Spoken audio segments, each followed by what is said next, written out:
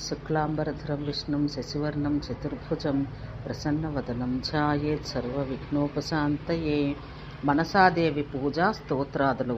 శ్రీ నారాయణుడు ఇట్లు పలికెను: ఓ నారద, సామవేదమున చెప్పబడిన మనసాదేవి యొక్క పూజా విధానం, ధ్యానం, స్తోత్రం నీవు వినుము. మనసాదేవి తెల్లని చెంపక పుష్పం వంటి రంగు కలది, రత్నాలంకారములు కలది. సర్పంనే యజ్ఞోపవీతంగా ధరించినది, బంగారు వన్నెగల వస్త్రములు ధరించినది. గొప్ప జ్ఞానం కలది, సిద్ధస్వరూప, సిద్ధాధిష్టాన దేవత, ఇతరులకు సిద్ధులను కలిగించినది. అట్టి మనసాదేవిని నేను ఎల్లప్పుడూ సేవిస్తాను. ఈ విధంగా మనసాదేవిని ధ్యానించి మూలమంత్రంతో పుష్ప ధూప దీప అనులేపన నైవేద్యాది షోడశోపచారాలు పూజ చేస్తూ ఆ దేవిని పూజించాలి. మనసాదేవి మూలమంత్రం వేదంలందు చెప్పబడింది. అది కల్పవృక్షం వలె భక్తుల కోరికలన్నీ తీర్చును. ఆ మంత్రం 12 అక్షరాలు కలది. ఓం హ్రీం శ్రీం క్రీం ఐం మనసాదేవ్యై స్వాహ అను ద్వాదశాక్షర మంత్రం మనసాదేవి మూలమంత్రం. దీన్ని 5 లక్షల పర్యాయాలు జపం చేస్తే మంత్రసిద్ధి కలుగుతుంది. ఈ మంత్రసిద్ధి కలిగిన వాడే సిద్ధుడు. అతనికి విషము అమృతంతో సమానమవుతుంది. అతడు ధన్వంతుడి వలె సర్పముల వలన ఇతరులకు కలిగిన విషం పోగొట్టును. ఓ నారద మహర్షి, ఆషాఢ సంక్రాంతి నాడు పత్తి చెట్టునందు మనసాదేవిని ఆవాహన చేసి ఆ నెల చివరి వరకు ఆమెను పూజిస్తూ ఉండాలి. మానస అనగా నాగపంచమి నాడు మనసాదేవికి బలినిస్తే ధనవంతుడగును, పుత్రులు కలిగి ఉండును, కీర్తివంతుడగును. ఓ నారద మహర్షి, ఇంతవరకు నీకు మనసాదేవి యొక్క పూజా పద్ధతి చెప్పి తిని, ఇక ఆ దేవి చరిత్ర వినుము. పూర్వం మానవులు సర్పం వల్ల బాధపడసాగిరి. అవి కరిచిన వారిలా చనిపోసాగిరి. అప్పుడు బ్రహ్మదేవుడు వేడుకొనగా కశ్యప మహర్షి సర్పభయం తొలగించి మంత్రాలు సృష్టించెను. అట్లే బ్రహ్మదేవుని ఆజ్ఞపై వేదంనందుల బీజాక్షరాలను అనుసరించి నాగమంత్రాలకు అధిష్టాన దేవతయగు మానసాదేవిని సృష్టించెను. కశ్యప ప్రజాపతి యొక్క తపోబలాన మనస్సంకల్పంతో పుట్టినందువల్ల ఆమెకు మనసాదేవి అని పేరు వచ్చింది. ఆ కన్య పుట్టగానే కైలాస పర్వతానికి వెళ్లి శంకరుని భక్తితో పూజించి స్తుతించెను. దివ్యములైన 100 సంవత్సరాలు ఆ మహాదేవుని పూజించగా అతడు సంతోషించి ఆమెకు మిక్కిలి జ్ఞానం ప్రసాదించి సామవేదం నేర్పెను. అట్లే ఆ దేవికి కల్పతరువు వంటి అష్టాక్షరాత్మకమైన కృష్ణ మంత్రం ఉపదేశించెను. లక్ష్మీ బీజమగు శ్రీం, మాయాబీజమగు హ్రీం, కామబీజమగు క్లీం అను వాటితో చతుర్థి విభక్త్యంతమైన కృష్ణ శబ్దంతో ఉన్నది. నమస్కార పదం అంతమున కలది శ్రీకృష్ణ మంత్రం. ఓం శ్రీం హ్రీం క్లీం కృష్ణాయ నమః అనేది కృష్ణ అష్టాక్షరి మంత్రం. ఆ మంత్రంతో పాటు ముల్లోకములకు మేలును కలిగించు శ్రీకృష్ణ కవచం, పూజాక్రమం, స్తోత్రం, ధ్యానం, వేదములందు చెప్పబడిన శ్రీకృష్ణ మంత్ర పురస్చరణ శంకరుని వల్ల మనసాదేవి పొందినది. అట్లే ఆమెకు పరమశివుడు మృత్యువును జయించు జ్ఞానం కూడా ప్రసాదించెను. అటు పిమ్మట మనసాదేవి శంకరుని ఆజ్ఞను అనుసరించి పుష్కర క్షేత్రానికి పోయి అక్కడ శ్రీకృష్ణుని గురించి 3 యుగముల వరకు తపస్సు చేసి మంత్రసిద్ధిని పొంది శ్రీకృష్ణ పరమాత్మ దర్శనం చేసుకొన్నది.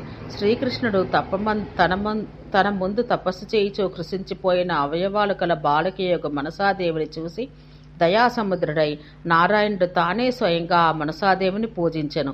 తర్వాత నీవు భూలోకాన పూజించబడదువని ఆమెకు వరమిచ్చి అంతర్ధానం చెందెను. ఆ మనసాదేవిని తొలుత పరమాత్మకు శ్రీకృష్ణుడు పూజించగా తర్వాత శంకరుడు, ఆ తర్వాత కశ్యపుడు, దేవతలు, మనవు, మునులు, సర్పములు, మానవులు మొదలగు వారందరూ పూజించిరి. ఈ విధంగా ఆ దేవి 3 లోకములందు పూజలు పొందినది. కశ్యప మహర్షి తన కన్యయగు మనసాదేవిని జరత్కారు మునీంద్రునికి యాచింపగా పూర్వమే భార్యగా ఇవ్వగా ఆ ముని జరత్కారు దేవిని కశ్యప మహర్షి ఆజ్ఞను అనుసరించి స్వీకరించెను. జరత్కారు మహర్షి జరత్కారును వివాహం చేసుకుని చాలా కాలం తపస్సు వదిలివేసి పుష్కర క్షేత్రమున ఒకనాడు తన భార్య ఒడిలో పండుకొనెను. అప్పుడు నిద్ర వచ్చి నిద్రకు ముందు ఈశ్వరుడైన పరమాత్మను తలుచుకొని నిద్రపోయెను. అప్పుడు సాయంకాలం అయ్యను. ఆ సమయాన పతివ్రత అయిన మనసాదేవి ఇట్లా ఆలోచించెను: బ్రాహ్మణుడు నిత్యకృత్యమైన సాయం సంధ్య మరవరాదు. ఆ విధంగా చేసిన బ్రహ్మహత్యా పాతకం అతనికి అంటను. ఉదయం సంధ్యను సాయం సంధ్యను చేయని తిజుడు ఎల్లప్పుడూ అశుచి కాగలడు. అట్లే అతడు బ్రహ్మహత్యాది పాపములు పొందును. ఇది వేదాలలో చెప్పబడింది. కావున ధర్మలోపం కలుగునని భయపడి జరత్కార మునిని నిద్రలేపెను. జరత్కార ముని లేచి నిద్రాభంగానికి చాలా కోపగించెను. జరత్కార ముని ఇట్లు పలికెను: భర్తను కష్టపెట్టు స్త్రీ చేయు వ్రతాలు, తపము, దానము మొదలైనవన్నీ వ్యర్థమగును. భర్తను పూజిస్తే శ్రీకృష్ణుని పూజించినట్లగును. పతివ్రతల యొక్క వ్రతాలు చక్కగా పూర్తి అగుటకు భగవంతుడగు శ్రీహరి పతిరూపమున ఉండను. సమస్త దానములు, సమస్త యజ్ఞాలు, సమస్త తీర్థసేవనం, సమస్త వ్రతాలు, సమస్త ఉపవాసాలు, సమస్త ధర్మాలు, సమస్త దేవతలను పూజించుట, ఇవన్నీ భర్తృ శుశ్రూష ఫలితాన 16వ వంతు కాజాలవు. పవిత్రమైన ఈ భారతవర్షంలో భర్త సేవను చక్కగా చేయి స్త్రీ భర్తతో కలిసి శ్రీకృష్ణ పరబ్రహ్మను చేరుకొనగలదు. భర్తను కష్టపెట్టు దుష్ట స్త్రీ కుంభీపాక నరకాన సూర్యచంద్రులు ఉన్నంత వరకు ఉండును. ఆ తర్వాత పుత్రుడు లేక భర్త చనిపోయి బాధపడును. జరత్కారు మహర్షి ఇట్లు కోపంతో పలుకుచుండగా సాధ్వియగు జరత్కారు భయపడి ఇట్లు పలికెను. చక్కగా వ్రతములు పరిపాలించు ఓ నాథ, నీ యొక్క సంధ్యావందనానికి లోపం కలుగునని నీకు నిద్రాభంగం కలిగించాను. దుష్టురాలైన నా ప్రవర్తన క్షమించి శాంతించుము. శృంగారానికి, ఆహారానికి, నిద్రకు భంగం చేయవాడు ఇంకను భర్తకు సంబంధించిన ఈ విషయాల్లో భంగం కలిగించే వ్యక్తి కాలసూత్రమనే నరకానికి పోవును. మనసాదేవి ఇట్లు అని తన భర్త యొక్క కాళ్లపై పడి భక్తితో ఏడ్చి చూపడెను. జరత్కారముని మనసాదేవి మాటలు విని ఆమెపై కోపం వదిలి సూర్యుని శపించబోయెను. అప్పుడు సూర్యుడు సంధ్యాదేవితో కలిసి అక్కడికి స్వయంగా వచ్చి వినయంతో ఇట్లనెను. ఓ మహర్షి, నేను అస్తమించి తినని భావించి బ్రాహ్మణ ధర్మం లోపించినను భయం చేయ నీ భార్య నిన్ను లేపింది. కానీ నిజంగా నేను అస్తమించలేదు. అందువల్ల ఓ మహర్షి, నీవు నన్ను క్షమించము. నన్ను శపించడం నీకు తగదు. బ్రాహ్మణుల హృదయం వెన్నవలే ఉండును. వారికి కోపం వచ్చినా అరక్షణం మాత్రమే ఉండును.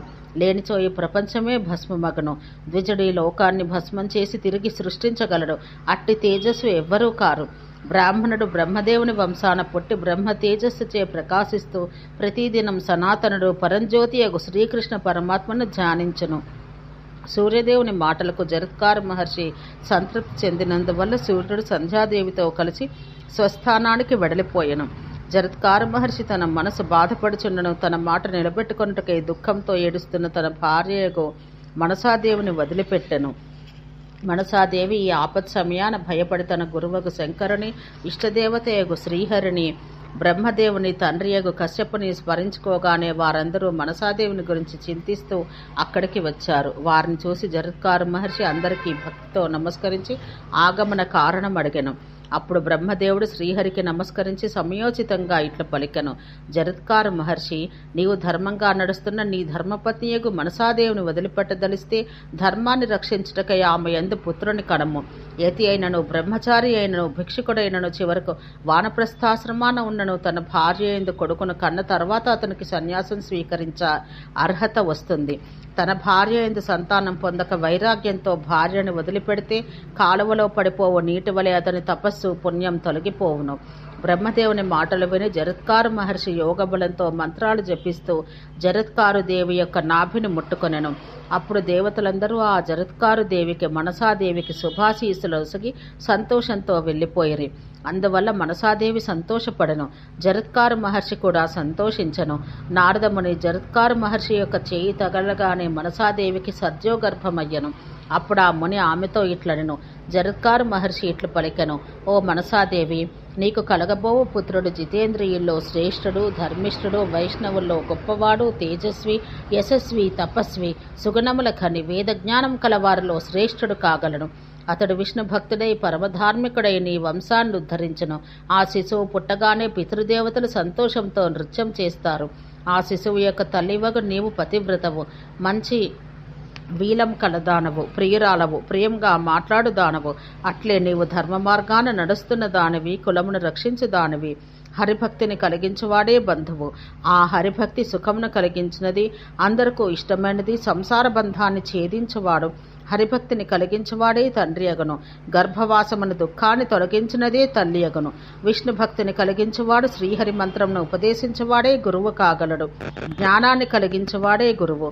జ్ఞానమనగా శ్రీకృష్ణుని ధ్యానం చేయుటయే. బ్రహ్మదేవుడు మొదలుకొని స్తంభం వరకు ఉన్న చరాచర జగత్తు ఈ శ్రీకృష్ణుని వల్లనే పుడుతున్నది, నశిస్తున్నది. అందువల్ల ఆ శ్రీకృష్ణునికి సంబంధించినదే జ్ఞానం. ఇతరమైనది జ్ఞానం కాజాలదు. శ్రీహరి సేవనమే పరమార్థమైన జ్ఞానం. అది వేదసారమై యోగసారమై ఉన్నది. అన్ని తత్వాలకు అది సారముగా కనిపించును. అట్టి శ్రీహరి సేవనం అనే జ్ఞానాన్ని నీకు ఇచ్చాను. భర్త అయినవాడు పరమాత్మ జ్ఞానాన్ని కలిగించాలి. సంసార బంధాన్ని కలిగించువాడు శత్రువు. విష్ణుభక్తిని కలిగించు జ్ఞానం ఇచ్చేవాడే గురువు. అట్లే సంసార బంధం నుండి విముక్తిని కలిగించని గురువు శిష్యులకు అపకారం చేసిన వాడగును. అట్లే అతడు శత్రుతుల్యుడు అగుచున్నాడు. తల్లి యొక్క గర్భవాస క్లేశం నుండి నరకవాసం నుండి తప్పింపనివాడు, పరమానంద రూపమైనది శాశ్వతమైనది అగు శ్రీకృష్ణ మార్గాన్ని చూపించనివాడు గురువు కాజాలడు, తండ్రి కాజాలడు, అట్లే బంధువు కాజాలడు. అందువల్ల నీవు బ్రహ్మ శ్రీహరుల కంటే మిన్నైనవాడు నిర్గుణ రూపుడు ఒక శ్రీకృష్ణ పరమాత్మను సేవించము. అతన్ని సేవిస్తే నీ పూర్వకర్మలన్నీ నిర్మూలనమగను. ఓ ప్రియురాలా, నేను నిన్ను ఈ వ్యాజంతో వదిలిపెట్టిదిని తప్ప నీపై ప్రేమలేక కాదు. అందువల్ల నీవు నా తప్పు క్షమించాలి. ఓర్పు కల స్త్రీలకు సత్వగుణం ఉన్నందువల్ల వారికి కోపం సంభవించదు. నేను పుష్కర క్షేత్రాన్ని తపస్సు చేయుటకు పోవచున్నాను. అక్కడ ఉంటే శ్రీకృష్ణ చరణాంభోజమున ఉన్న నా ధ్యానం సడలిపోవచ్చును. ఇక్కడ ఉంటే శ్రీకృష్ణ చరణాంభోజమున ఉన్న నా ధ్యానం సడలిపోవచ్చును. సాధారణంగా ప్రవృత్తి మార్గమున పోవు స్త్రీలకు ధనాదులపై ప్రేమ ఎక్కువగా ఉంటుంది. కానీ నిస్పృహులైన వారికి శ్రీకృష్ణునిపైననే భక్తి ఉండగలదు.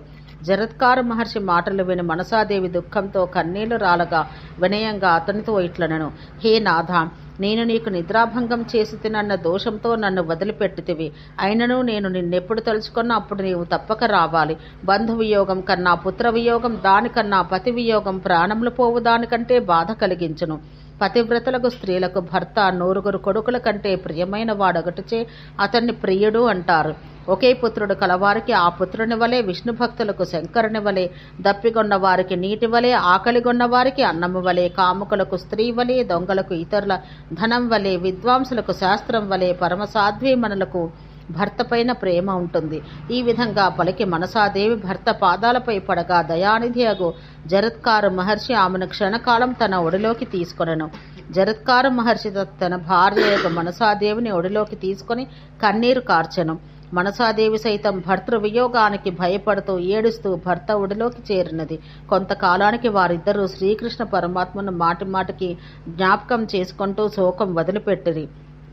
జరత్కారముని భార్యను చక్కగా ఓదార్చి తపస్సు చేసుకొనుటకు వెళ్ళెను. మనసాదేవి తన గురువైన శంకరుడు కైలాసానికి వెళ్ళినది. అక్కడ పార్వతీ పరమేశ్వర్లు ఇద్దరు భర్తృవియోగ దుఃఖంతో కృషించిన మనసాదేవిని ఊరడించిరి.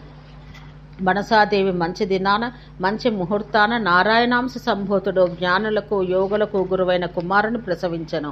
ఆ శిశువు తల్లి గర్భంలో ఉండగానే పరమయోగి అయిన శంకరుని వలన మహాజ్ఞానం పొంది తర్వాత అతడు మహాయోగిగా, యోగుల్లో జ్ఞానవంతుల్లో శ్రేష్ఠుడుగా మారెను. శంకరుడు ఆ శిశువుకు జాతక కర్మాది విధులు చేసి పుణ్యాహమంగళం చేసెను. అట్లే శిశువుకు శుభం కలగాలని వేదములు చదివించెను. బ్రాహ్మణులకు అనేక రత్నాలు దానం చేసెను. పార్వతీదేవి సహితం అనేక గోవులను, రత్నాలను బ్రాహ్మణులకు దానం చేసెను.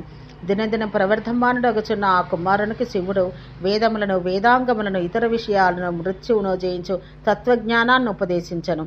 మనసాదేవి భర్త ఆమెను వదిలిపెట్టినను అతనిపైన ఆమెకు అభీష్ట దేవతయకు శ్రీహరిపైన, ఆమె గురువకు శంకరుని పైన అపారమైన భక్తి ఉన్నందువల్ల ఆమె పుత్రునకు అస్తీకుడు అని పేరు వచ్చింది.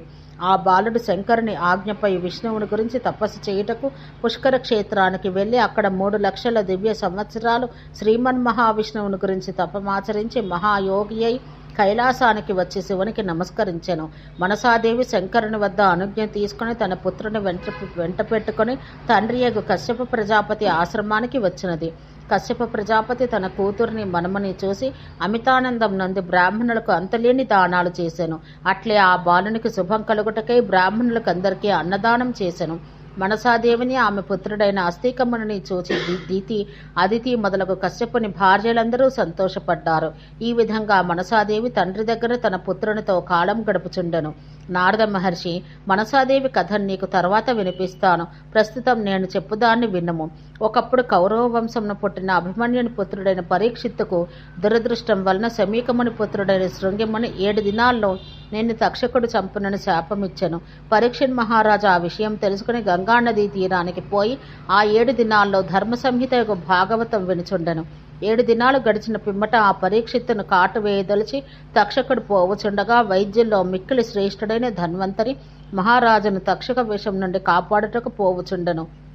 మార్గ మధ్యాన తక్షకునికి ధన్వంతరికి మధ్య మాటలు స్నేహపూర్వకంగా జరిగాయి. అప్పుడు తక్షకుడు ధన్వంతరికి అమూల్యమైన మణినిచ్చి పంపించెను. ఆ తర్వాత తక్షకుడు మంచపైన ఉన్న మహారాజును కాటువేసెను. అందువల్ల పరీక్షిత్ మహారాజు శ్రీహరిని మాటిమాటికి స్మరిస్తూ చనిపోయెను.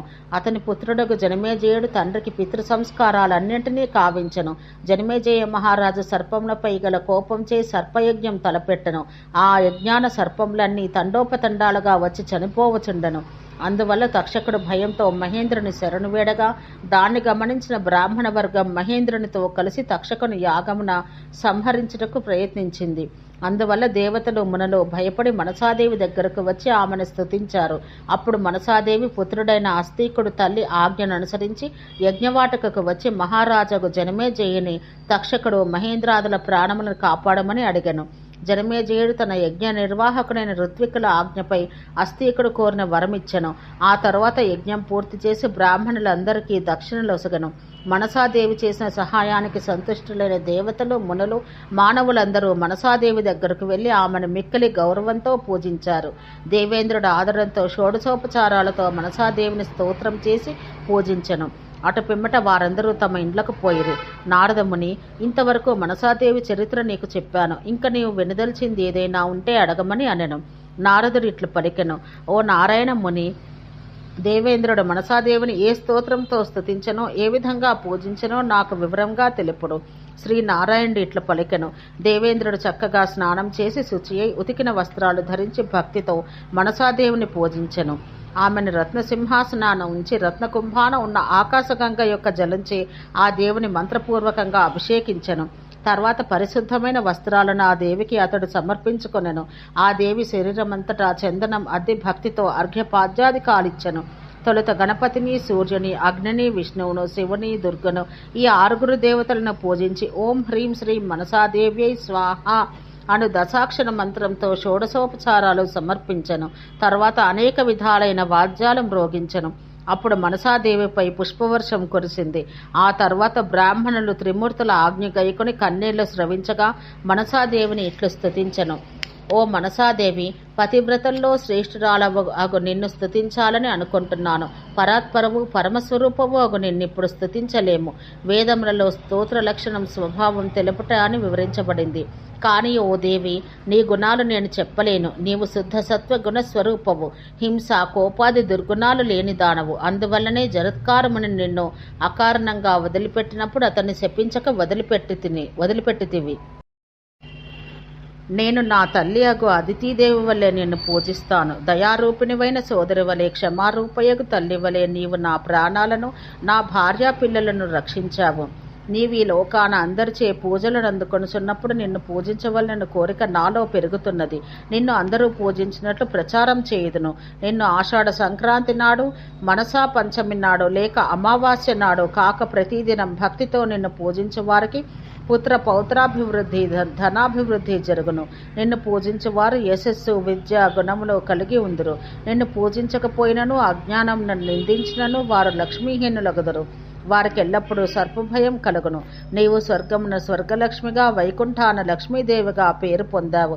జరత్కార మునీశ్వరుడు నారాయణాంశుడు కావున లక్ష్మీదేవి అంశమగు నీవు అతని భార్యవైతివి. నీ తండ్రి మమ్ము రక్షించుటకై తన తపస్సును, తేజస్సును వెచ్చించి తన మనస్సంకల్పం చేతనే నిన్ను సృష్టించెను. అందువల్ల నీవు మనసాదేవి వైతివి. సిద్ధయోగిని వేగు నీవు నీ మనోబలంచే అంతటా తిరుగు శక్తి కలదానవు. అగట వల్ల నిన్ను మనసాదేవి అన్నారు. లేక దేవతలు ఎల్లప్పుడూ నిన్ను మనసులో ధ్యానింతురు కావున మనసాదేవి వయ్యావు. నీవెల్లప్పుడూ సత్వగుణాన్ని సేవించడం వల్ల సత్యస్వరూపవైతివి. ఇంద్రుడు మనసాదేవిని స్తుతించి సోదరియగా ఆమెను స్వర్గలోకాన ఉన్న తన గృహానికి తీసుకొని వెళ్ళెను. ఆ దేవి తండ్రి దగ్గర తన కుమారునితో కలిసి చాలా కాలం ఉండెను. అక్కడ ఆమె సోదరులచే మన్ననలు పొందుచుండెను. అప్పుడు గోలోకం నుండి సురభి అక్కడికి వచ్చి తన క్షీరములచే ఆ దేవికి స్నానం చేయించి పూజించెను. ఆమె అక్కడ అందరికీ సహజంగా లభించని జ్ఞానం ఉపదేశించెను. అందువల్ల దేవతలు ఆ మనసాదేవిని పూజిస్తూ మరలా స్వర్గలోకానికి తీసుకొని వెళ్లారు. పుణ్యమునకు కారణమైన ఈ స్తోత్రం పూజించి చదువు వారికి, వారి వంశపు వారికి నాగభయం అనేది ఉండదు. ఈ స్తోత్రాన్ని 5 లక్షల పర్యాయాలు జపిస్తే స్తోత్రము సిద్ధి పొందును. అప్పుడు అతనికి విషం అమృతం వలె అగును. అతడు సర్పములపై పడుకొన్నను, సర్పవాహనుడైనను నిశ్చింతగా ఉండవచ్చును. ఓం శాంతి శాంతి శాంతి.